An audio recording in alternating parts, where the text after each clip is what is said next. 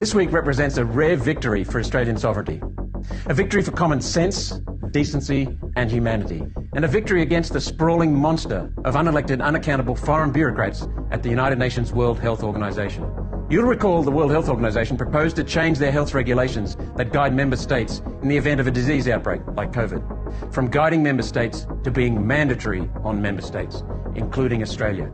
This would have represented a complete destruction of Australian sovereignty and a fundamental reimagining of the powers of the World Health Organization. Last December, the Liberal National Morrison-Joyce government voted in favour of these changes, yet many sensible countries voted against, and the proposal was lost. Undaunted, the United Nations World Health Organization tried again this year.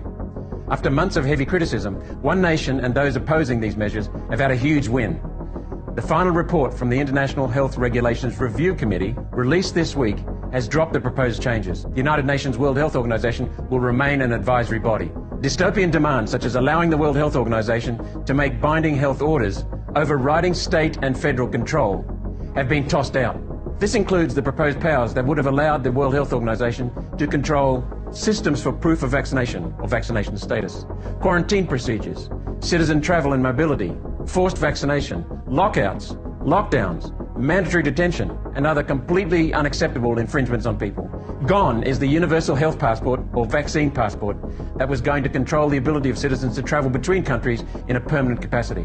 It was decided that this would raise ethical and discriminatory concerns. A global digital vaccine passport will no longer be developed under the committee's powers, for now.